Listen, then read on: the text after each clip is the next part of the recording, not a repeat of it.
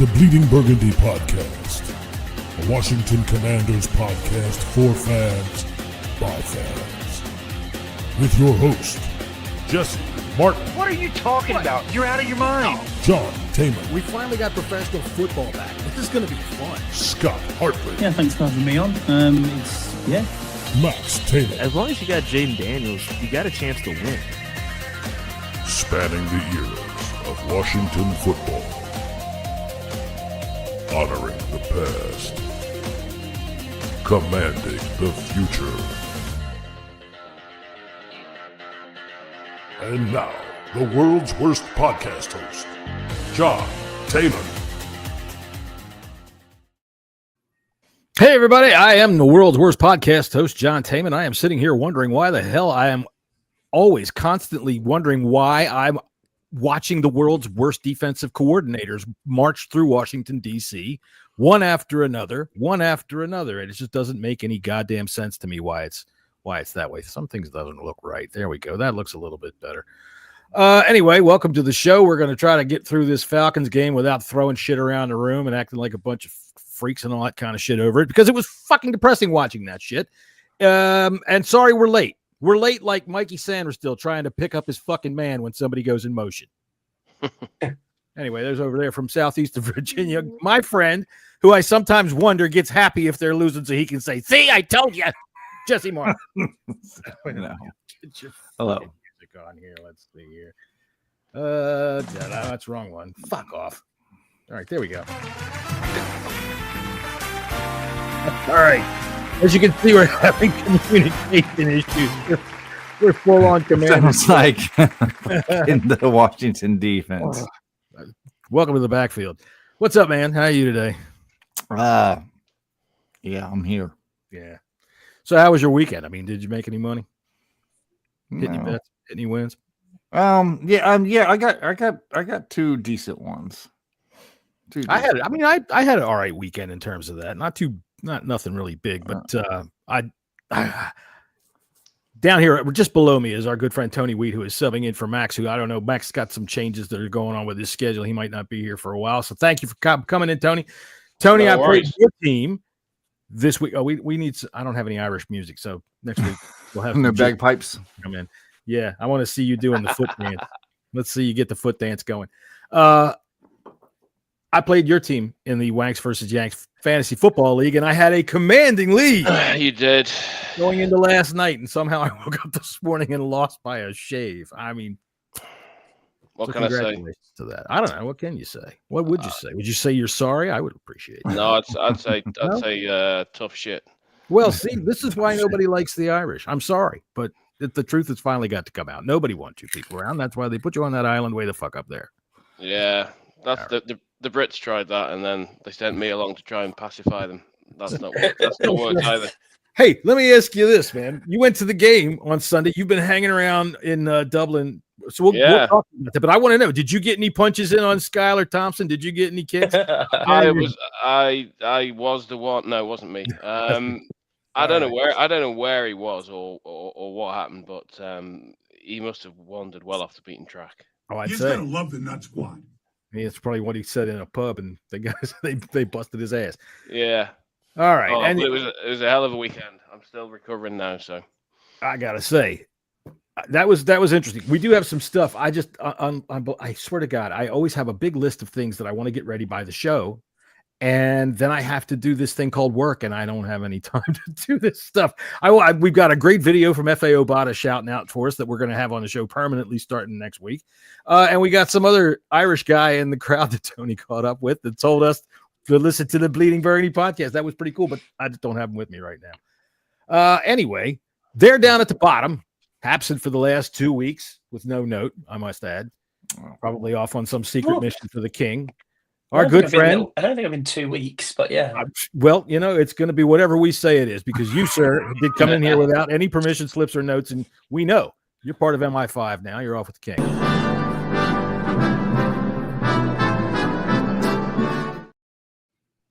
Now, Scott, it says here that your family is one of the oldest families in Britain.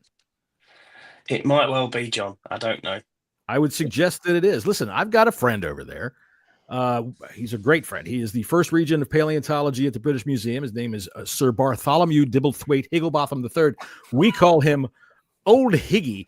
And I have a picture of him and me. This is us when we were back at Cambridge here. You can see us there.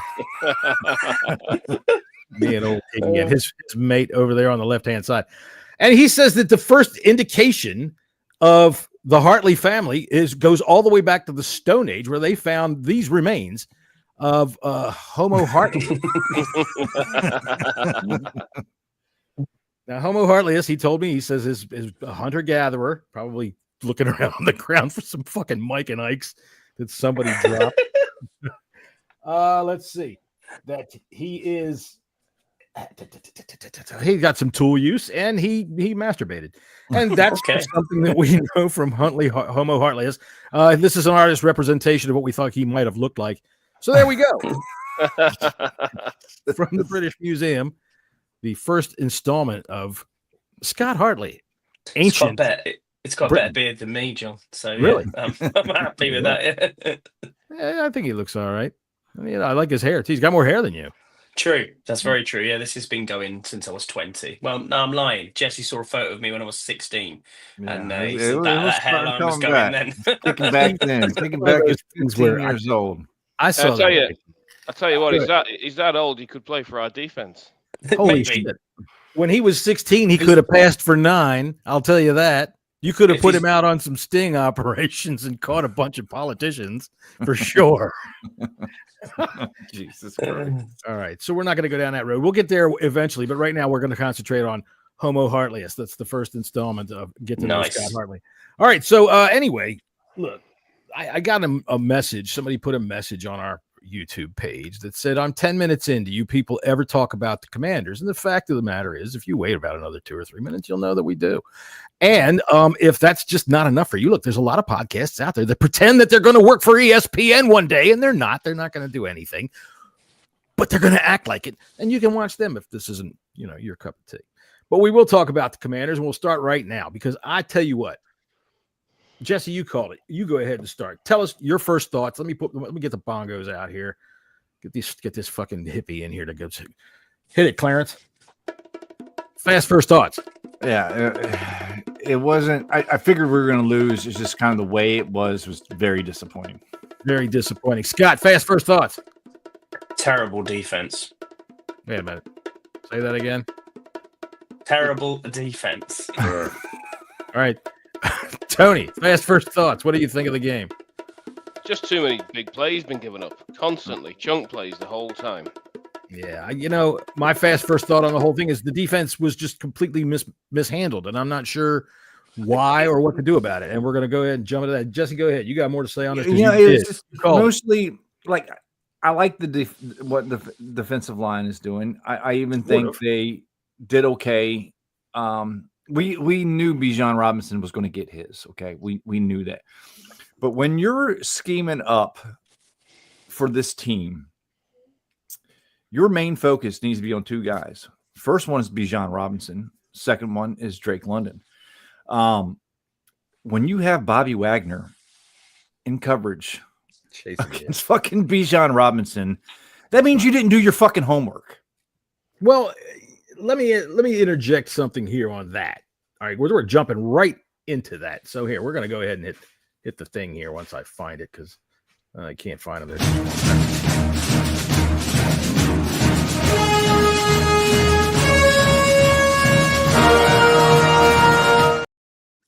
And clearly, it was twice that no one covered Bijan at all in the fucking slot.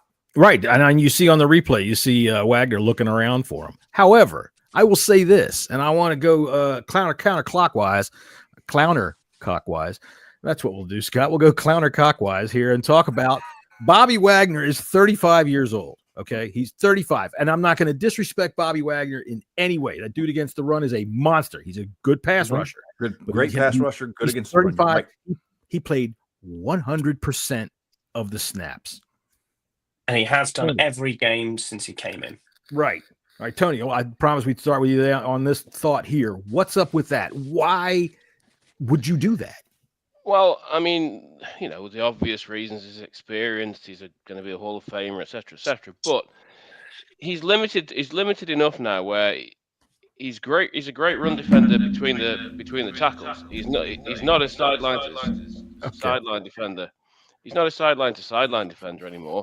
I know. Yeah, he's okay. He's good on the blitz when they scheme that up well. But in coverage now, he's a liability. We know that, and it's not even just him. The whole coverage unit. There was, you've seen the interviews today and from Quinn and Witt and some of the players where they talked about communication breakdowns in the back end. I mean, these were the things that were going wrong 3 or 4 years ago under a different regime, where we were talking. There was constant busts and there was constant big plays. Guys are looking around at each other. They're talking about the lack of communication. So why? My question is why? Why? How is this happening? Yeah, especially when they did it so well last year. We're going to experiment again. Bring Scott back in. Now you're having some echo there. You back? Yeah, it was just headphones. Apologies. It was coming in your Bluetooth and your microphone. Okay, I can erase. Can it. you hear me now? Okay. Yeah, now you're perfect. All right. So, were you able to hear what Tony said? Yeah, I was. Yeah, I got it. All right. You got any comment on something like that? Why is this continuing to happen now in the two regimes here with completely different defensive backs? I think it's scheme. I think the scheme that they're running is poor, and I think that Bobby Wagner's never been good in coverage. That's never ever been past his 5 strong years he set. has. Good in coverage, not good in coverage is one thing. Completely like, hang on, I'm on the phone in coverage. Just wait a minute. No, that's not going to work at all. So why are they playing him 100% of the snaps? I'm not Well, sure. it suggests they've got nobody else. But at the same time, Quinn said today or yesterday on the presser that if they're going to continue with these busts, they're going to have to pare down the scheme and make it more basic, which by implication suggests that what they're trying to do at the moment is too complicated. Well, I'll say this, and Kevin Sheehan was talking about this topic yesterday and a little bit today, and I agree with him 100%. He has a feeling that Bobby's too important to this team, meaning our backups are just not there yet. Yeah. The risks of him during passing downs outweighs taking him off the field. As far as he's too important because he's a coach on the field, and I get it. Bobby has seen everything. He has seen everything in the sun. Right. His pass rushing and his run stopping ability up the middle is more important than him in the passing game. But our teams are going to just realize that though now and start. Yeah, and that's the problem that we're having, and that's the problem that we're having. But not only do you see that, okay, that's a play like that, the game that's fine, but we're seeing these same communication issues time and time. They again. can't be the same. I mean, well, I don't. Well, did we see them last year? Did we see them last year? It's no different this year. They're still fucking up and not fucking covering. Last year, I thought they played all right. I don't think there was as many glaring errors as there are this week. I mean, they said on Sunday there were 9 chunk plays. Now, if your definition of that is what is it? 12-yard runs and 16-yard passes. I think it is. To me, it's if a splash hits on the bottom of my balls, it's a explosion. Explosive plays. So they'd had same thing. They'd had 9 in the first 3 games of the season, which was still quite high, but they had 9 on Sunday alone. Right. Scotty's taking the time to clean his desk while we're on the podcast. No, I'm not. I'm trying to charge things and work things out. Yep. Apologies, gents. We can blame. I seem to have 4 bars of signal now, so I seem to be okay. All right. We'll wait and see. Well, do you have anything to say before you lose it again? No? Well, way to waste it there. Jeez, Scott. We can blame Lattimore. We can blame Amos. We can blame Sanders still. And, yeah, all 3 of them had poor games. But I think the majority of this blame is on the shoulders of Joe Witt. Right. So this is my question. Now, last year we had Benjamin St. Just, and we all hate that, right? We saw how badly that worked out. I would expect that the people that we have now could do it a little bit better, right? Last year was bad on pass defense, but it wasn't as dreadful as this. It was not so easily fucking destroyed as this. A guy goes in motion, and our fucking defense doesn't know what to do, right? Yeah, they don't know what to do. And the other thing that I really am look, I get it. You want to be tough guys, man. You want to be Joe Witt. We're going to get some turnovers. We're going to get some badass. We're going to play bump and run and get up in your face. And they don't play bump and run though. They don't.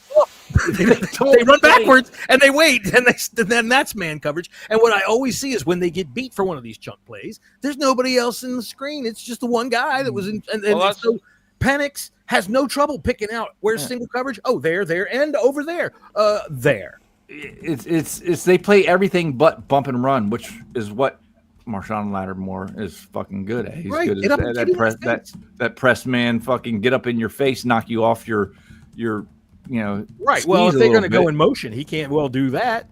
But because like they're targeting these guys and they're seeing their weaknesses and they're seeing the holes in Joe Witt's defense and they what they're doing is they're playing all kinds of different defenses, except they're doing it at the wrong fucking time. He's doing it. He doesn't see what's coming.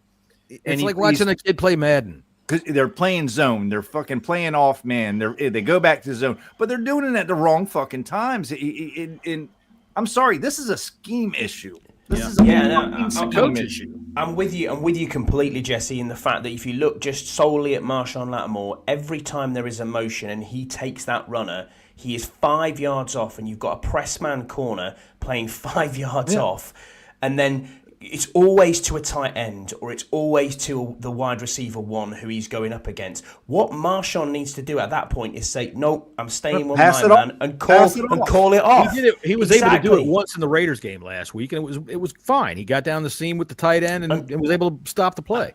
And that is down to the calls that are coming from this scheme. It's not working. Yeah, and this is what Quinn was alluding to yesterday, where he said, if we're going to have to pare it back, we're going to have to make it simpler, because what they're doing at the moment clearly isn't working. And to me, it's feast or famine. It's you look at the defense, and they still make some good plays, but Sanders still got our first pick. Yeah, but then you look at we'll even last week, in a minute. Even last week against the Raiders, I commented at the time. Trey took us 3 touchdowns. There was no one within 10 yards of him, and all 3 of them. Right. Yeah. No. Yep. Did they lay down and think, okay, we got a big enough lead? Maybe. I don't know. Tony, do you think moving Sanders still back inside is almost like he's back to being a rookie again? You know what I mean? Playing that position. That's an excellent point. Almost playing that position. He played inside his whole college career. I know that, he played so well outside NFL. last year. And that's really good. So you've moved someone from outside who's played well outside to go, right, we'll move him inside. And it's almost as if he's going to make them rookie mistakes again, because it's the speed difference from the college game up to what the NFL game is. Now, you think that you'd be able to overcome that, but I don't think he has overcome that. And I'm rocking a San Still jersey now. Do you know what I mean? So it's like, I don't believe in the guy. I think he's a very good player. But he's had a bad year. If I was Witt, I'd look, or DQ, I'd look to move him back outside. Well, yeah, I really would, because Lattimore is a liability. In his again, is it Lattimore or is it scheme? Or are they missing things? Both. When I come down to coaching, because everybody's got Joe Witt on the hot seat, and I agree with it. All right, and the reason why is if you're going to tell me communication issues, then that's you, dude. You've got to teach them how to fucking talk to each other. There is nobody else that can do it. You do it. It's your fucking language. Right? It's Joe Witt's defense. It's what he's trying to do. If they're not calling out what he's telling them to do, then who else's fault is that? You can't look at the players on that. They clearly don't know yet. See, that's why I'm not pinpointing like, oh man, fucking Lattimore's trash. I'm not doing that because every one of them is bad. I'm going to take the Sanders Still interception for just for instance. Yes, he got the interception. We finally got a takeaway. Well, guess what? If he did not get that, if Michael Penix threw the ball like he was supposed to, that was a fucking touchdown. And that was on Sanders Still. Sanders Still got fucking lucky. It was a bad fucking pass. Instead, it's number one takeaway in the books. And you did say that at the time, and I watched that back, and you absolutely bang on with that was an easy throw. Fucking Penix just did not fucking put the right touch on it. He got fucking lucky. Because Sanders Still got caught again, and we've seen that fucking play. That was a fucking Trey Tucker. I think he had 2 of them against the Raiders. Fucking wide fucking open. All Penix had to do was throw it a fucking inch higher, put a little bit more air under it, and that was fucking 6 right there. Well, when you're playing that fucking press man, but you're not pressing, you're off the fucking line of scrimmage, you're accepting the guy coming at you at full speed, already knowing what he's going to try to do. And the other side effect that I've seen of this, how many defensive holding calls did we catch last week? 4? Those are 4 first downs. One of them was on one of the double moves that Lattimore bit on, and London caught like a 25-yard pass up the sideline. But even if he hadn't caught the pass, first down, right? So when you are in this fucking kind of coverage, and they're back. Witt's coaching. It seems like he's coaching scared too. Well, they're playing scared. They're back away from these wide receivers. Now, I don't think everybody should get up on there like Lester Hayes. Look in your history books, kids, and get right up there with their face in their crotch. But you got to, if you're going to press, you got to press. You can't just accept them. Look him up, Scotty. If you don't know who I'm talking about, look up Lester Hayes. Look up Lester Hayes and look up Stickham. Right, well, yeah, but you know what? That's press man. That's getting up in somebody's face, and you got to you take that chuck, you take that hit, you give them that shot, and knock them off whatever they're going to do. But instead, we're getting motioned into situations where we're off the line and accepting.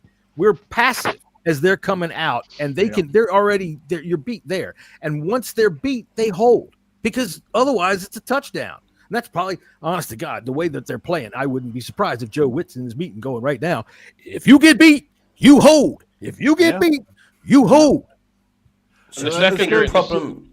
Do you think the problem here is the other elephant in the room? Go ahead. No, this is kind of. No, I'm just saying. Do you think not having the pass rush and having these injuries in the pass rush department and having older pass rushers there who aren't able to get to the quarterback, does that mean that then you're limiting what you can do on the back end? Because obviously when we talked about it before. I don't think the pass rush is a problem.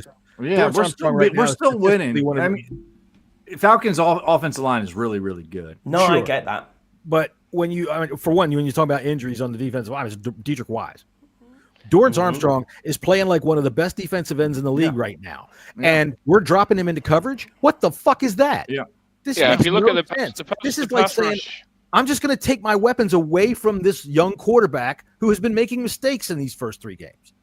Yeah, the pass rush rate's fine. Oh, pass rush rate. If you look at the stats, the pass rush rate's fine. The secondary issue that you can, I'm not sure you can tag the coaching on this one. The number of missed tackles at the weekend was that was my other elephant in the room. The tackling, man. Yeah, the fucking tackling was god awful, and it's been bad since week 1. Week 1, we tackled great. It was fucking. Yeah. They were fucking flying all around the field and hitting. Since then.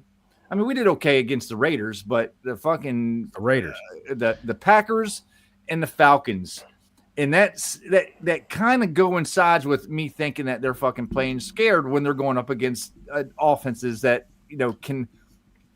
John said, "Oh, this offense hasn't scored 20 points." I saw it differently. I saw a young player I think Penix is going to be good.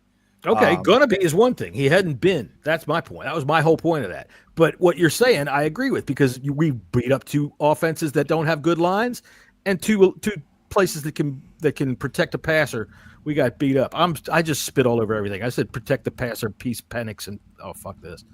It's all over. Clean this thing off. But tackling, the thing with tackling is, and Scotty knows this as well through rugby. We've both played reasonable level of rugby. Tackling is a state of mind. And that's transferable from rugby to NFL to any contact sport. Tackling is a state of mind. If you want to tackle, you will tackle. They should basics, isn't it? The technique should be the technique should be okay. These guys have been playing football since they were kids. The technique shouldn't be an issue. It's a state of mind. It's a state of mind. Yeah, but it's arm tackling. They're not wrapping up. It's dropping your helmet, not wrapping up. It's the form that pisses you off in a way. And I'm like, remember how good Luvu was last year? Yeah, he had a good game. Luvu played well on Sunday. He did. He had a sack. Tackles. He had a couple tackles for loss. He was flying around like we used to seeing. He was just overshadowed by all the suck that was going on around him. None of it made him different. So how do you fix it? Is it a personnel thing? Do you need a Cahill? Do you need a Madrano? Do you need someone else in the linebacking room? Cahill was in the game and knocked himself out on the opening kickoff. Remember that? Cahill made the tackle on the opening kickoff and hit the ground like a sack of taters. He was out for a good couple of seconds there, and I guarantee you they had him on concussion protocol all afternoon. He wasn't coming back. I didn't hear anything about that. I saw it. I'm watching it. They showed it on the replay. He was laying on the field after the opening kick. It was either the opening kick or our kick after we scored our first point. It was early in the game. I think they need to go back to a base. Like they've been playing this 2 linebacker set too long. I think they need to go to I think they need to try something with 3 linebackers. I would say because look, try to protect the flats, man. Right, you got to do something. That's where we're getting killed at. He's not good. Killed in the flats. Yeah, and if you've got Luvu rushing the passer, then that leaves Wagner out there trying to cover the flats. That's the problem. Yeah, and he can't. The problem. And I know they don't want to, but you got or go back to nickel. Playing the big nickel. I'd be tempted, and I know you can't be aggressive all the time because there's certain situations dictate you can't be, but I'd be tempted to drop back into a more basic package, be more aggressive, because to me a lot of the time when we're being exposed, we look very standoffish and very stand back and very passive, and there's a lot of space underneath. There's a lot of space in the flats. There's so much space underneath. It's almost like they're scared to death of getting beat too far down the field. So they're giving up all this space, and I'd be tempted to. You say with Lattimore, get in his face, hit him at the line of scrimmage. Absolutely. Don't let him down the field. That's what the Chiefs do. How often do you see the Chiefs when the chips are down, rush everybody and win? We were good against explosive plays last season. Mm-hmm. Mm-hmm. Now it's like fucking second down. Well, second down, first down, second down, first down, fucking 15 yards every fucking time. The second and 14s killed us on Sunday. It was like going back to Bernie's metaphysical take. Great on first down, really good on first down. Bad on second and third down. We've been good on third down up until Sunday. They were telling us we were good on third down. I don't know. I had something I wanted to talk about, and I forgot what the fuck it was. And look, the only thing I was going to say, the last thing is, as we said, I think the last time I was on here, the NFL is such a week-to-week league. We were really good week 1, terrible week 2, really good week 3, terrible week 4. Well, this same Packers defense that stifled us gave up 40 points and tied the Cowboys. You just look at the rest of the league. The rest of the league is more consistent than we are. Yeah, apart from a couple of teams. Now here's something. Take a while to settle down, isn't it? Tony, look at the Ravens right now. Look at the Ravens right now. Yeah, I'm going to throw this out there, all right, because this has been bantered around, and I kind of agree with it that nobody plays preseason anymore. They've pretty much removed any chance of it. They've gone down to 3 games, and nobody risks anybody. Very few teams play everybody, and so September has kind of become preseason. I always say week 1's a liar, but Jesus Christ, it seems like week 1, 2, and 3 are liars nowadays. I'm still not sure of what I'm seeing out there in the NFL, with very few exceptions. Like I know the Bills are fucking good, right? Puka Nacua is on his way to the fucking Hall of Fame if he does this shit all the time. Look, he's already got 44 catches already this season. Right. I put that in the chat. I think he's already cemented himself as the 3rd best wide receiver in the league. 3rd best? I don't know. He might be a little bit better than that. And the Bengals, right? These dudes have scored 6 points since Joe Burrow got hurt. Anyway, that'll get us off the thing there. All right, so I got no qualms with the offense, really. No, me neither. When you score 27 points with a backup quarterback, you should win. You should win if that's your starting quarterback. You should win. True. Especially if you've got the kind of injuries that we've been dealing with. Look, I don't care if anybody wants to talk about it. I said at the beginning of the season I was not comfortable going in with 5 wide receivers. And what do you fucking know? Noah Brown is out before you can sneeze, and Terry gets hurt, which we can argue about whatever that is. I think he'll be back this week. But Chosen's here. You end up with fucking Chris Moore as your number 2 wide receiver trying to get down. Get the fuck out of here, man. That's ridiculous. I'm glad. Chosen Anderson. He's here. Don't worry. What did I tell you all today? Everybody's telling him, he's the chosen one. Stick him in the volcano. 2 kinds of chosen one. What's that? Stick him in the volcano. Right. There's 2 kinds of chosen one. There's the one everybody hopes it is, which is the one where God anoints and says, "You are my messenger on earth, and you are going to go do wonderful things." And then there's the other one where they say, "Because you're so virtuous and virginal, we're throwing you in the volcano, so the banana crop will be good next year." And that's the one we probably got. That was a good read by Mariota. It just floated. Yeah. If he should have thrown it sooner and a little bit flatter, that would have been a touchdown. I mean, to your point, John, about September being preseason, I'm pretty much on board with that. And I think if you'd have said at the start of the season, after the end of September, we'll be 2-2, Jaden will have missed 2 games, Terry would have missed a game, and we went 1-1 without him. Right. I'd have gone, okay, all right. Right. But now is the time. If we're accepting that September's kind of a preseason, Jaden's going to be back this week, God willing. Terry's going to be back this week, God willing. The Chargers' offensive line is entirely injured. Yeah. I don't think Terry's going to be back. I think Terry will be back. I don't think Terry's going to be back this week.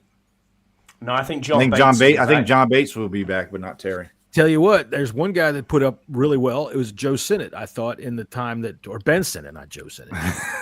He did that last week, I think it's a character in a book I was reading. Ben Sinnott played really well. I like how Luke and Ben Sinnott, that everybody was already fucking thrown out to the trash, is now starting to fucking develop. They stepped up.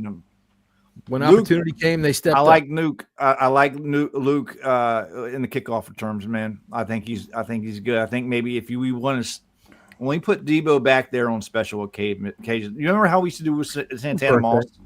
Yeah, like with the punt returns. Darryl Green too. I mean, when we needed a score, guess who showed up back there? Darryl Green. I think we should. Agreed. Zach Ertz penalties are going to fucking happen. Zach Ertz had a penalty too. He had that really sorry false start where he kind of just fell over. But I like how Sinnott wasn't really, when we drafted him, he wasn't drafted to be a blocker, but he's developing that way, and that's really good, really, really good. We know he can catch passes. We've seen it all throughout college. Him developing as a blocker, I think, is really good for this team for the future. Absolutely. When you see what he can do when Bates is out. And I mean, I think in terms of body size, they're just about equal, it looks like, when they're out there. And they both are doing a hell of a good job. I think Bates will be back this week. Could you imagine, though, man? We've got a pounding running game. I like our running game. We just don't stick to it. You get those 2 tight ends out there, there you go. I mean, we've got ourselves a couple of serious blockers. Get some of those unbalanced lines out there. Get freaking Rodriguez banging heads into people, and I think if Rodriguez and Krosky Merritt can learn how to block, they don't trust him, and you can see that. And Krosky Merritt got run over. Krosky Merritt, this is why Eckler was so important, and they're not good in the pass game either. Neither one of them are good in the pass game. They don't trust them.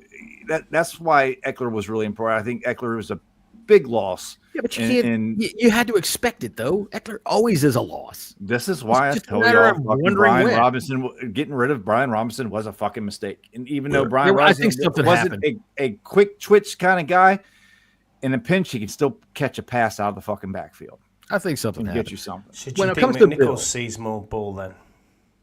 I think when it comes to Bill, and for one, the running game in itself, in both of these losses, I don't think we have tried hard enough to establish it. All right. That first 3 and out, we hold the ball like 12 seconds. If that, when you got a team that marches down and scores on you in a place that's really loud like that, you can't do that. You got to run the ball, and you've got to keep trying to run the ball. Hammer those motherfuckers. If you're going to go 3 and out, I want Rodriguez pounding his fucking helmet right into the balls of the linebackers. Wham! 3 times. If I'm going to have to punt, I'm going to make that sumbitch walk off the field funny. All right. And keep doing it.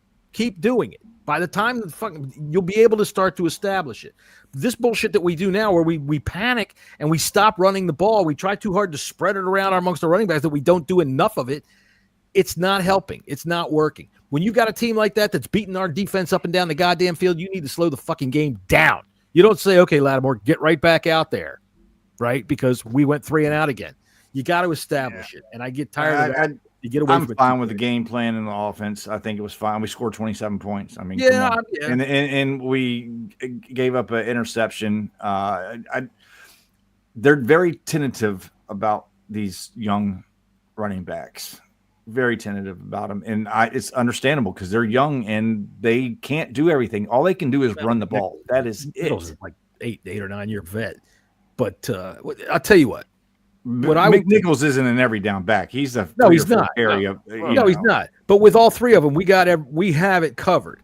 All right. And I don't like, I mean, I know they're going to have scheduled times they go in the game. All right. Now, I'm going to bring it back to Bill and his inability to pass block. I mean, there were times I saw him being used as a tackling weapon. I picking up and throw him at the quarterback. Like, you are going to help me. So, all right. So, but you can't just put Bill in the game to run the ball, because then you become one-dimensional, and everybody, when Bill comes to the game, goes, run, here he comes. Yeah. So you got to develop a pass catching, because I don't think he's got the body type to be able to be blocking some of these guys. I just can't see it. I'm hoping I think eventually Bill will turn into that. It's just he's got to develop, man. It takes time. It takes time to develop into more facets in your game. Yeah, I mean, pass protection is not as easy as you'll think for a back. You've got to. It's partly instinctive, but it's also partly you've got to know where the gaps are. You've got to know where your protections are. You've got to know where the spare man's coming through. And sometimes it's not easy because they disguise it on defense. So yeah.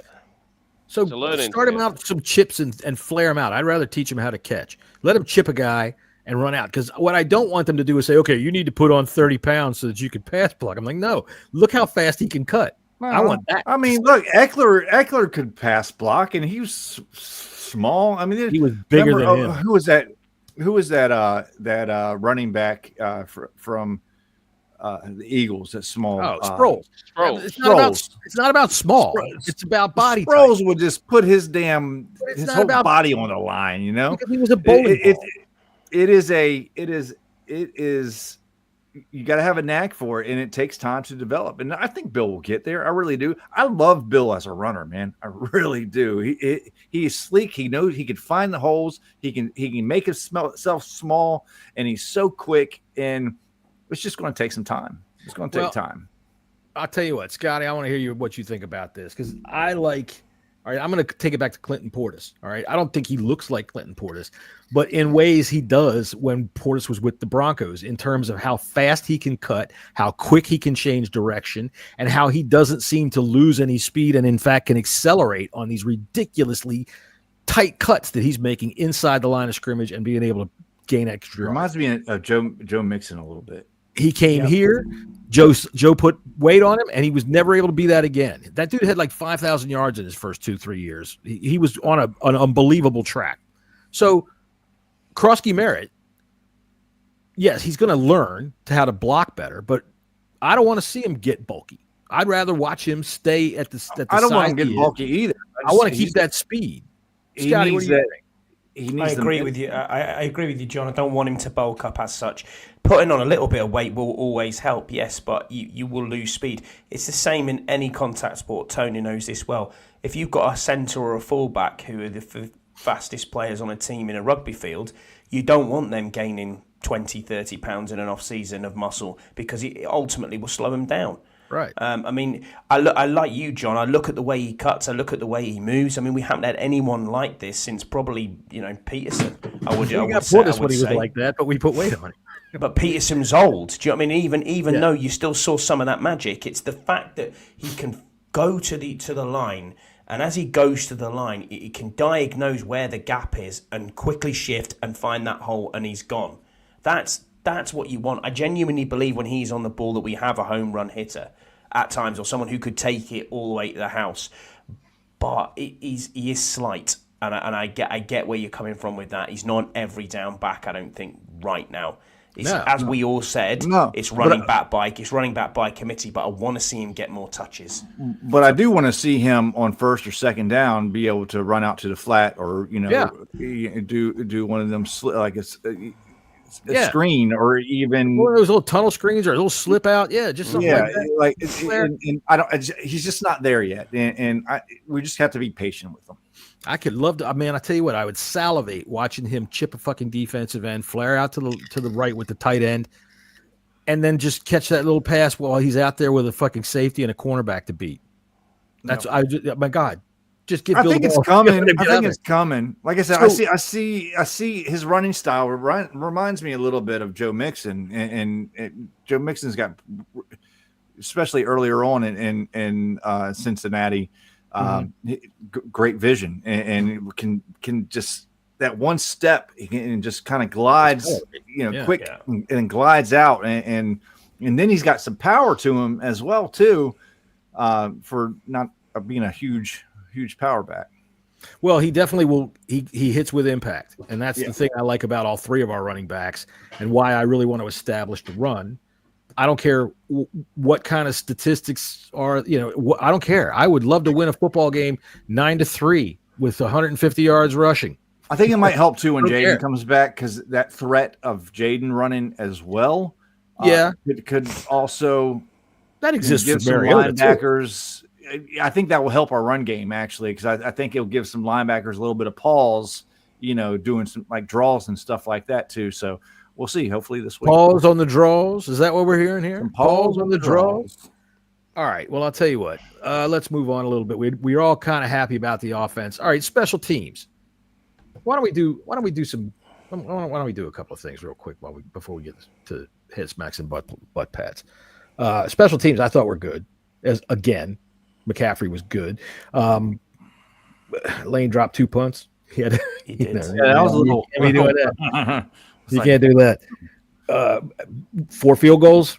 Right? Is Matt Gay still in everybody's happy house right now? He's on the sugar list. Best kicker in the NFL. Shut your mouth. What the matter with you? Fucking, you're jinxing it, Tony. Tony's fucking jinxing it now. If he misses a field goal next week, we're blaming Tony. It's all Tony's fault. Well, I will say this, since I did just bring up Jameson's, and I will say this to all you Irish people that are out there listening to me right now through Tony's magic of internet. Over here, they're advertising this Jameson's orange with all these fucking hipsters dancing around drinking this shit. Dude, no. You are Jameson's whiskey. You don't fucking fruit the goddamn whiskey, okay? Just don't do it. Don't cave into that shit. Jameson's grim. I mean, whatever. It doesn't matter. It's fucking Irish whiskey. You don't turn it into Zima. Don't mess with it. It's like you don't put black currant in Guinness. It's the same thing. Right. The hipster crowd can go fuck off. Okay. Don't be silly. Don't be silly. You can buy your Smirnoff vanilla bean grapefruit fucking whatever. And that's what my missus drinks. Could be. Do you drink? Do you drink Jameson's, Tony? No, I hate whiskey. I don't touch whiskey. Yeah, me neither. I'm not a whiskey fan. Give me bourbon, Southern Comfort, Jack Daniels. I'm gonna try to reel them back in, but they're not talking alcohol. Sorry. Yeah. Sorry. All right. So Deluxe says, do you think Cliff uses backs to predictably B-Rod catch but rarely used? We're seeing similar with C-Rod, Bill, and McNichols. I think it could be, and this is just an opinion with B-Rob. Like last year we had Austin Eckler, and he's a really, really, really good pass catching back. For spurts we had him, then he was out. That's true. That's true. So, and we really didn't need him to catch a whole lot of passes last year, just because our offense was just fucking just churning. We could have done whatever we want. So I don't know. That's a good question. That's a good question, and you may be right. It's becoming. I didn't really have a problem with the balance that of last week, as some people have showed, because I thought our offense for the most part played well enough to win, in my opinion. All we needed was a fucking stop. Yep. I think if Jaden played that game, I think we would have won. Had 38. Yeah, we had some points. We probably those 2 field goals would have probably, like, we had 4 field goals. 2 of them we probably would have had touchdowns. I would think. We had an interception in the end zone. Yeah. And so correct me if I'm wrong, but that was Chris Moore down there having zero effort, right? Well, it was a good play. They had double Mariota's fault. He floated that damn ball and hit it off to the side. If he would have hit on strike, who knows if Chris Moore would even have fucking caught it? If there was 2 guys there, he would have just looked at it and go, I don't think so. Well, that's why I'm saying he floated, and it allowed the guys to catch up. Right. Yeah. That's one thing that I don't see when they float passes against us is 2 guys down there converging on anything. Which, by the way, while I've got this, while I'm in the mind for this, let me see if I've got this somewhere that I can find it fast enough, because I got all kinds of new shit here and I can't find anything anymore. And I'm looking for. Shut the fuck up. Shut up! Shut up! Sit the fuck down and shut up! Shut up and sit down. Will you shut up? Just sit your ass down here and shut up. Cam Curl's first 2 interceptions since 2020, and you motherfuckers are looking at him like you just let Kim Kardashian walk out the door with your condom still hanging out of her fucking skirt. Shut up, you people. Stop chasing your exes. It was a bad look. God. Yeah. You know what? Dude, next week, Benjamin St. Juice better not get his first fucking hell. Oh, my God. Twitter would go into Shut up, John. meltdown. Do not get into existence. Get out of here. Oh, Emmanuel Jesus. Forbes return for a pick 6. Dude, did you see him? All right, the play. Oh, what's the wide receiver's name for the Colts who fucking fumbled the ball out of the end zone? And then on the play when Jonathan Taylor broke loose, he got called for holding. A.D. Mitchell, yeah.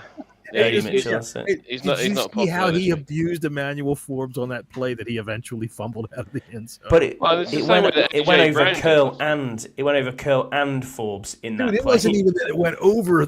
It was the fact that Forbes tried his best to grab hold of that dude and got slung around like somebody trying to pick off a piece of lint. What the hell is that? And then he ran him over, and then he fumbled. If he would have scored a touchdown, that would have been one of the all-time funniest fucking plays on a DB ever. But, oh well. So now we're not going to... Forbes is just a punchline now. But it's a real thin one. Well, here he's playing halfway decent. I don't know. I haven't really watched a whole lot of the Rams other than highlights of Puka Nacua because I have him on my fantasy team. Their defense has been pretty good, but it's mostly up front, and their linebackers are good. But he's a starter. He's a starter, so it's got to count for something. I guess he counts as 11. Actually, he's wearing number 1 because I don't think 11 went all the way around him. All right. Okay, so I'll tell you what. Before we get into some butt pats and head slaps, let's do a top 10 real quick. La la la la la la. Do you need my assistance on this? I can tell you what. There we go. Yeah, go ahead. All right, you'll see it starts right here to the right of that. Top 10. 1, 2, 3, 4, 5, 6, 7. Yeah. I will start with number 10. We'll start at the bottom. Number 10. All right, let me get some music on here. There we go. Number 10 things that all Americans can do. Top 10 things any American do. Number 10, burn Marshawn Lattimore on a go route. Okay, if you're going to do this, you got to do it on time, right? So hold on a minute. Number 9, burn Marshawn Lattimore on an in route. That's the number 9 thing any American can do. Top 10 things any American can do. Burn Marshawn Lattimore on an out route. Number 7, burn Marshawn Lattimore on a slant route. Number 6, burn Marshawn Lattimore on a double move. Bonus, 94% of Americans. What are you doing? Go back to 6. Shit. Oh, I've been the bit, for fuck's sake. Number 6, burn Marshawn Lattimore on a double move. Bonus, 94% of Americans will also draw a defensive holding foul from Marshawn Lattimore, causing the very first down he desperately was trying to prevent. Number 5, totally befuddle Joe Witt with simple motion. Facts. Number 4, no better than to drop Dorrance Armstrong into coverage when he's playing like one of the best pass rushers in the NFL. Top 10 things any American can do. Number 3, be seen on a football field before Jordan McGee. Where is this fucking guy? Do they send him out for fucking coffee all the goddamn time? I know. You gotta let these things matriculate a little bit. Number 2, beat Chris Moore out for a wide receiver job. I think you could do that. I think Scott could do that. Number 1 thing any top 10 American anything could do, walk better than Tyree. Wow. Oh, Kit Kat legs himself. Oh, dear. Right. I thought number 1 was going to be abused European golfers. Number 1 is going to be run this bit better than Jessy. Hey, let's just calm down on that, Tony. Let's calm down on that. We're gonna have to have some practice on Friday for Jessy to learn how to run the board. What I'm doing, you got to leave some time for jokes in there. That's what people tune into. You're flying through there like number 10, number 6. You're fucking swish. I'm trying to stay on them. Well, yeah, the first 4 were quick and easy. People tune in for 2 reasons. 1, because Scott is just so fucking sexy, and 2, they like to laugh. I like the way you did that. That was a good punchline. You like that? There. Ooh, baby. There you go. All right. Okay, let's do some butt pats and head smacks. I gotta go find this thing again. Jesus Christ. You'd think I'd know what I'm doing. But... butt pats. Attaboy. Head smacks. Get out of here. All right. So for a lot of people that are out there that are just joining us for the first time, for one, if you're over there on Twitter or Facebook or any of the other fucking places that you could possibly watch this podcast, come on into YouTube. Give us a thumbs up. Give us a like. Give us all your money. Give us your fucking sister's picture. Maybe. It depends. We're going to have to send those to Scott first. He can filter. All right, he can filter. All right. Sure about that, John. He can do some filtering. All right. There we have a standard for hair. All right. We have a hair standard. You can't have too much of it. So anyway, we're going to do some butt pats and head smacks. These are what we do instead of giving a thumbs up or thumbs down. I think I like to smack people in the head, and Jesse likes to tap on the butt. Butt pats. Attaboy. Head smacks. Get out of here. All right, so Jesse, we'll start with you. Who's your first butt pat? We'll start on offense. I'm going to Luke McCaffrey. Attaboy. Scored for the second time. He, last week was the first week I did not do an anytime touchdown for Luke McCaffrey. I said never again, and I did it again this week, and got me a little something Down at the fucking Wet Lotus rub and tug. Jesse goes after the game when I guess when he hits a bet. All right, Scotty, who's your first place? The Asian Zen Garden. Get it right. Asian Zen Garden. Deebo Samuel Senior, six receptions, 72 yards, and a touchdown. Remember when I said at the beginning of the when we did our superlatives that Deebo was going to outdo Terry McLaurin, and y'all laughed at me? Well, he's hurt, and I mean, we knew, dude. It's only week 4. All right, I mean, yeah, he has been, but McLaurin's missed a game, 1, and it's he played in 2 or 3. Right. Well, we'll revisit this in week 18. I'm sure we will. But until then, here, this is from Scotty to you. Attaboy. There you go. All right, Tony, who's your first butt? Oh, Scott, did you give it one? Did you give us one? Yeah, Deebo. Oh, that's right, Deebo. Sorry, I am paying attention. Tony, what about you? Yeah, Scotty had mine. So I'll tell you what I'll do. I'll go with Mariota because I think for 2 games. I'll go for 2 games. He's been solid. First game he was really good. Second game not as good but solid. Thanks very much. You've done a great job. Back to the bench. We don't want to see you again now. Okay, couldn't ask for anything more from a backup quarterback. Yeah, Seriously, absolutely. We're lucky. He threw 1 interception and he's 1-1. Yeah, you look at everybody was saying when Burrow went down. Oh, Jake Browning's been great. The last time Burrow was injured, he's been shite. So Higgins, Jamar Chase, Carson Wentz outplays. I watched Carson Wentz live on Sunday, and I could have picked off one of those passes. Yeah. We're seeing the guy warm up. I'm one of these saddos that gets in the ground in the stadium early to watch the warm ups, and he was turtling up even when he was when he was warming up. And you see now, I know Aaron Rodgers isn't the man he was, but warming up, geez, you want to see the guy warm up. He just stands there. He doesn't move his feet or anything. Just goes. And the ball goes whoosh. Yeah, dude. I'll tell you what. Aaron Rodgers had himself a nice Aaron Rodgers game. Yeah, it's the 4th time I've seen Aaron Rodgers play live, and the first time he played anything like decent. And the first time he won. I'll tell you this: how times change. I see him on TV, and that helmet he wears looks weird now. It looks weird. It's always looked weird. He's always had a goofy ass normal helmet from about 20 years ago, 25 years ago. But it's one of those massive caps, those massive caps that people wear now. Oh yeah, he didn't wear that. He just has one of the rounded helmets. He doesn't have all of the crenellations and the freaking. He doesn't have all of the impact cushioning. But he had to change it this year, didn't he? He was moaning this year because didn't he have the same chin strap for like?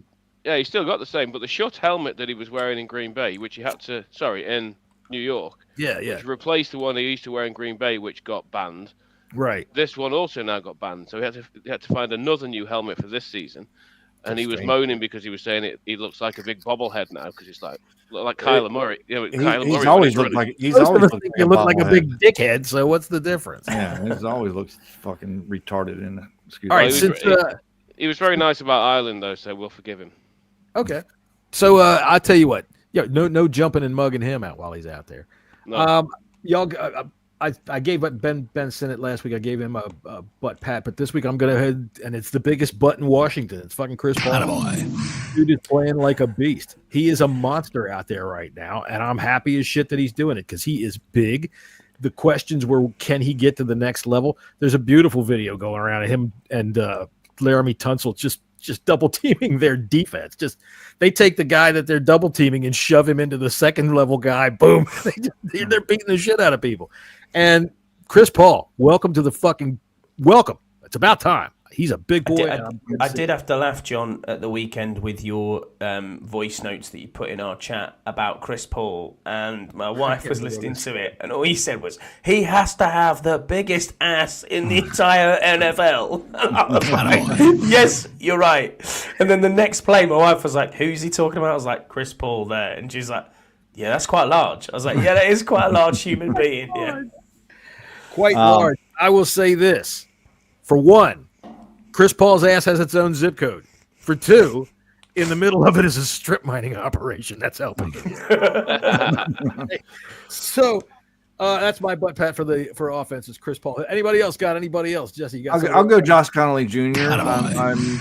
I'm slowly coming around on him. He's getting a little bit better and better and better as the season goes along. Cosme's coming back soon. You know, he's that 21-day window. Hopefully he's going to open tomorrow. If not, I think we're a couple of weeks away from Cosme coming back. And then I really like it. I'm really interested to see what this offensive line is going to be like. When, you know, we got Chris Paul at left guard, Cosme back at right guard, Connolly Jr., you know, as long as he can continue.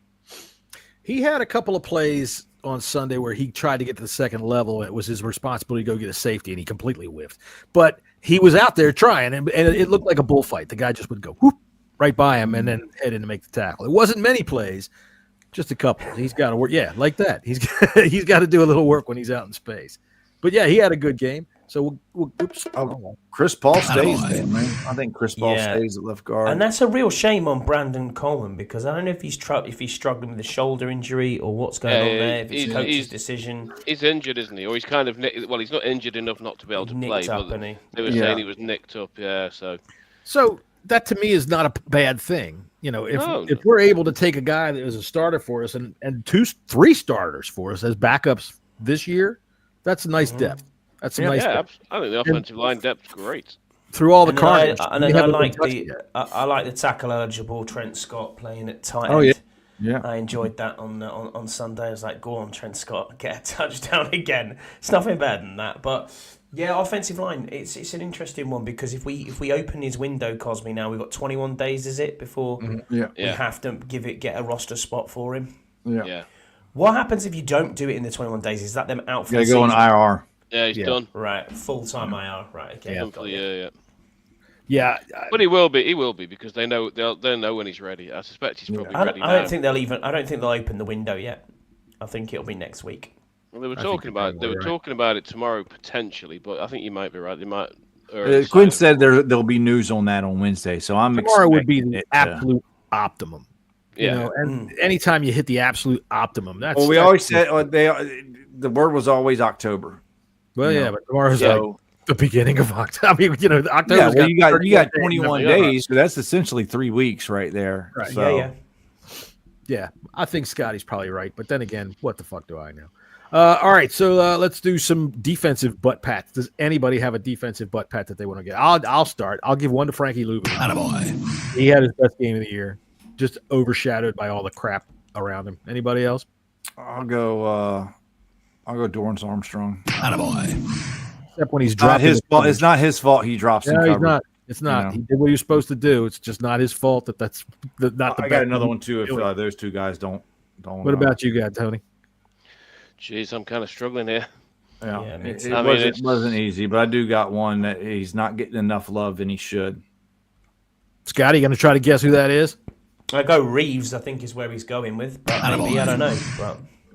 No. Nobody in the back end gets anything. Javon Kinlaw.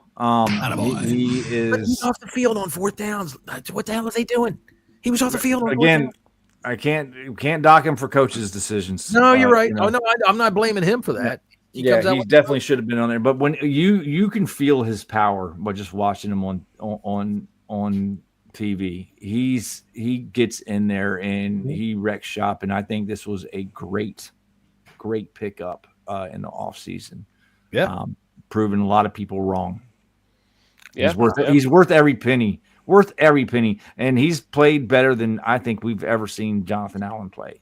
Absolutely. Him and Deron Payne have led the charge up there, and it's good to see. And there's a lot of cynical people out there that say Deron Payne only does this when there's money on the table, and I don't give a fuck.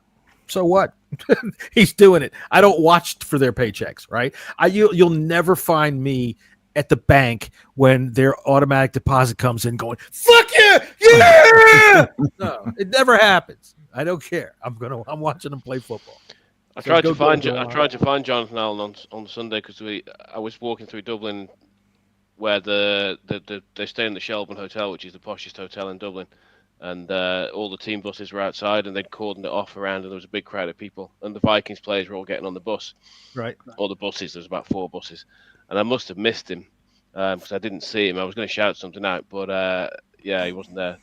We're gonna have to send Tony a microphone and some headphones, so doesn't sound like he's talking out of a year 2000 headset. Yeah.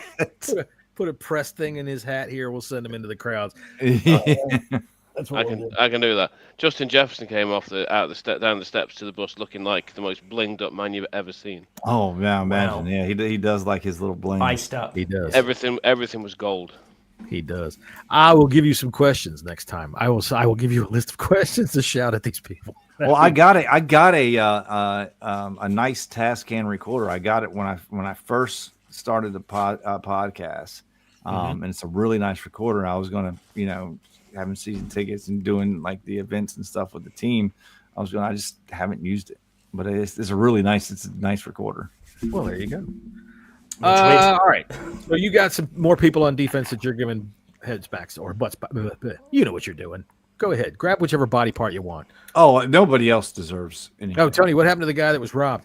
Honestly, Kim, from what I understand, he was acting like an asshole in a bar, and Yeah, they found out his name was Skylar.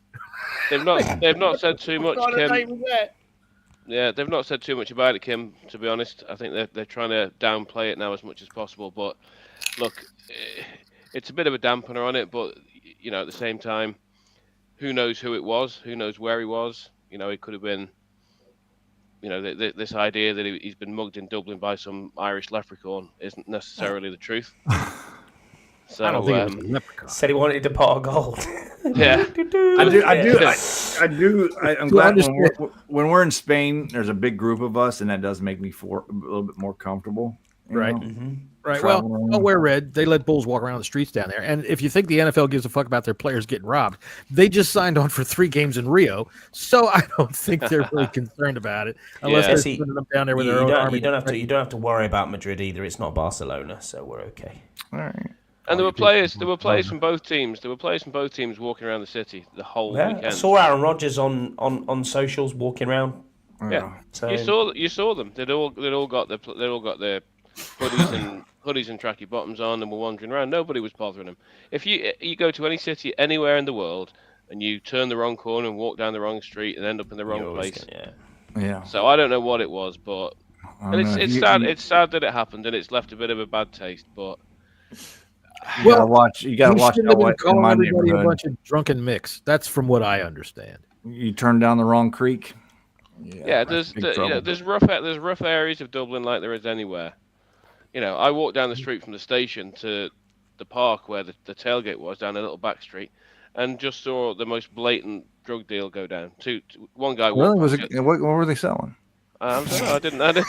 I didn't stop. I don't know. I was trying to swing on with this prostitute. I didn't stop. Oh Lord! All right, so you had a couple more butt pats for defense. Nobody did. Nobody did. I thought you said you had 2 more. No, I said no more. All right, nobody deserved it. All right, so then we'll just go with the obvious. Head smacks on offense. We'll start there. We'll start with you, Scotty. Head smacks on offense. Offense and head smacks. Jalen Lane, I suppose, dropping a couple of punts. Those are special teams, but okay. I know, but yeah, we don't do the head smacks and stuff for special teams normally, but we can. I'll give a butt pat for Matt Gay. Attaboy. Yeah. Boy there, Matt. Way to go. You made your kid. All right, and yeah, I'm happy. Matty Poo. And you know what? He didn't just make them. He fucking drilled them. They were dead on. He hit one from the right or from the left hash mark that looked like it might hook a little bit to the left, but that sucker stayed straight on in and went right down the hash mark, straight on through. So good for Matt Gay. Good for them on that. Tony, you got any head smacks on offense? I think it's a tough one, that, because I think they kind of did okay. Yeah. But you could say Mariota. I mean, I gave him a butt tap, but you could also give him a bit of a slap for the interception at a fairly crucial time. But that's been a bit harsh. Well, butt taps in America are something completely different. So. Yeah, is that when you've got no? It's a family one of Chris Moore. It's a family show. It is not a family show. Chris Moore is my head smack. I mean, really, you got to give up some effort when you're down there. Try to get the ball out of those guys. You're in the I think he had a drop. That's why I'm giving him. I'm not faulting him for the interception. I think it's Chris Moore. Nah, I'm not necessarily faulting him. He can't help who he is. That would be like me giving me a head smack for trying to run down there and catch a pass. I can't do it either. But, I'm going to give him a head smack for realizing, not realizing he should be a mailman. Does Zach Ertz get one for penalties? And he was quite anonymous. He had a couple of catches, but the penalty, if I recall, was in a pretty bad situation for him to have had a false start. Well, we did get it. I think that was when we went like the 1st and 30, and we got out of that. All right. Yeah. Well, we don't want to have to do that all the time. All right. So we're gonna be here for a while. Get your hands off. Put on some weightlifting chalk, and we're gonna pull some head smacks for defense. Can we not just say the whole defense? Yeah, we can say the whole defense, but I don't want to give it to the whole defense. There's a couple guys I thought played all right on the interior, not well enough. So yeah, mine's 3 times in a row. I think I've given Joe Witt has to be for 3 weeks in a row. Right. Remember, the number 5 thing that any American can do is fool Joe Witt with simple motion. Just run a guy through his backyard, and that motherfucker will be like this for a week. What happened? What the hell was that? How do we fix it? Where am I supposed to go? All right, what do we got left? Anything left? Marshawn Lattimore has Marshawn to get you might as well give Amos and Sanders still one. You could just lay the whole lot. They were all up. I'm not going to give one to Amos. I mean, even though Amos wasn't very good, he wasn't very good. Yeah, but the rest of them have not been good most of the season. Amos, this was his first bad game, and I don't know why it was his first bad game, but it was. If he can get a butt pat, which we've given him butt pats this season, I think he can get a head smack. All right, I dropped my mouse. My mouse he's trying to escape. I mean, okay, he can get a head smack. I just don't want it to go on his permanent record. Okay. I mean, he's got a chance to erase it. Just a caution. Give him a chance. All right. Do we have anything left that we got to get to today? Nope. Time to go home. Yeah, shout out to Austin, who's in the chat. He's a cricket fan who's trying to get into the sport. Just showed up from Australia. Hey, what's up, Austin? It's a fun sport. And if you want just showed up here from Australia. Showed up where? Did you just come to the United States, or just showed up here in our room, in our little? Just showed up in our chat room. So if you want any Australian NFL fans, I have loads who I've met recently. So give me a shout on X, and I can put you in touch with a few people. Austin, we can talk about the Ashes soon as well if you want, mate. Maybe if you give him your he could be able to shout you on X. He probably could. It's already on the bottom of on the bottom of here. Scott's a well-known international homosexual, and he swipes right on those fucking Australian football fans all the time. He can hook you up with a bunch of them. I'm just kidding, Austin. Nice. Oh, nice. He doesn't know any of them. He's trying. Yeah. There's quite a few Australian Commanders fans out there. So he's a Commanders fan. So I can put you in touch with a few others. So that is my @ just there. So give us a shout on X, Austin, and we'll put you in touch with a few people who are out there, mate. Yeah, Scotty, I saw your Steelers equivalent at the weekend. Oh, Tom, did you meet Tom? Yeah, did you? I didn't really. He's a good guy. I didn't meet him, but I saw him. We went to the bar where they were, and they were doing a live podcast with the 2 Steelers radio guys, and one of the Steelers ex-player whose name I've now forgotten. Ben Roethlisberger. Big Ben. Roethlisberger's on the radio. Big Ben was on the other one that I went to with Marquise Pouncey. I don't know what Marquise Pouncey was on, but give me some of that stuff.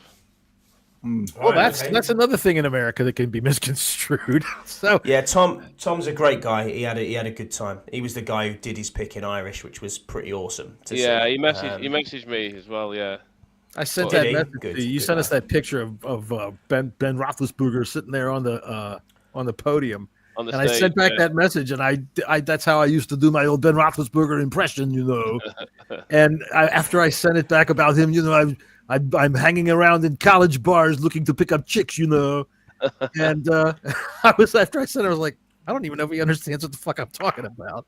Well, he was being very well behaved because they kept bringing him beers out on stage, and Marquise Pouncey kept chugging his straight away.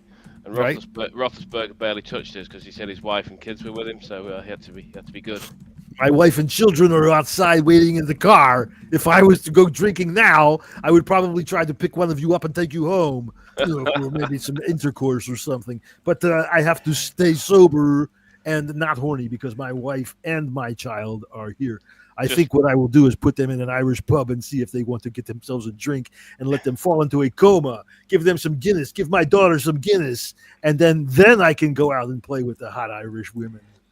Yeah, Jessy, you can't do Guinness, can you? That you just don't understand it. No, it's like drinking a loaf of bread. So we tried out Willie Sneed as well, and we chose them. Well, hang on though. Where have you drank Guinness? This is the key question. Where have you drank Guinness? You see. Being that I haven't been out of the United States. That's your problem. Who, me? I've been out of the United States. Well, John's always a problem. But Guinness, I used to hate Guinness in the UK. I wouldn't drink Guinness in England. Grim. And then you drink Guinness in Ireland, and you get these cliches that it tastes better in Ireland. It's not a cliche. It is a 100% fact. It's too heavy. It's just when I get to Ireland, I would definitely drink it. It's not. I would drink 4 pints in the airport and then drank too much in too quickly and ended up sick. American version of Guinness is like drinking a loaf of bread. It sits in your gut and just expands. Oh, it is. I like Harp. I like Harp, which is like a Guinness Light. I like Harp. Yeah. But if I come to Ireland, I'll definitely drink Guinness for sure. And I've been out of the United States. What do you people? I'm definitely a continental. Just try one in Ireland if you get to Ireland because it is a very different drink. Is it different than the UK then? Massively. Yeah. Oh, I definitely will try it. Absolutely. I'm about to watch that series that just came out on Netflix about. The Guinness family. Yeah. Oh yeah, that looks kind of neat. Yeah. Ours is full of soil and spit. That the Irish just say, "Have some of that." UK soil and spit. Still haven't forgiven us for the potato famine, but they. No, all right, boys, it's time to wrap this show up. It's bedtime. Yeah, all right. So, I tell you what, I've been to places in Europe that they probably wouldn't let you guys in, but Switzerland. Yeah, the donkey bars. Actually, yeah, I went to San Moritz. I stayed a week in San Moritz, which is like billionaire playground. Yeah, and it's just such a trip walking around there, going, "Fucking A, how the hell am I here? That's a nice yacht. Oh, that's an even bigger yacht. Oh, that's an even bigger yacht. No, there weren't yachts because they were on lake. We were on lakes, but what there were was fucking Learjets coming in between the mountains, coming in and landing. It's like I'm just hanging out in this. Super fucking wealthy playground. Anyway, we will be back on Friday. I'm not sure what Max's schedule is. Tony, I'm glad that you're ready in a pinch to jump in. But Friday, I'll tell you what. Tell you what, I'm not sure what Max's schedule is. So why don't we just go ahead and say, Tony, you're in. And even if he's here, we'll bring in 5. And go ahead, we'll give us one parlay, right? Just put up one parlay. All right, because half of our show on Fridays, half the show is we're gonna preview our game against the Chargers, and then the other half of the show we like to discuss the rest of the NFL, make some picks and some bets. And, that sort of thing. Fortunately, my brother-in-law is one of Ireland's leading gambling experts. Really? He runs a book. Well, he's run bookies all his life. So, first of all, I'll ask him what a parlay is, and secondly, I'll get him to do one for me. Okay, there you go. Let's see how Tony's brother does, and we'll have to maybe call it that. We've got Scott's Pisser of the week. We got Jesse's big time same game easy money parlay of the week. We got my old fashioned old timey parlay card, Max's long shot, and we'll call yours Tony's brother's pick. My brother-in-law is classic. He's classic Irish. He's tall, white skinned, ginger haired. I was thinking of John McCruick was going to come out and start giving it these. 2 to 1. He's from a family of they've had betting shops all their lives, and now he works for one of the biggest. He's a golf trader. He works for a golf trader company. Wow. Well, let's see if he can pick some football. We'll see you all on Friday at 5:30 right here.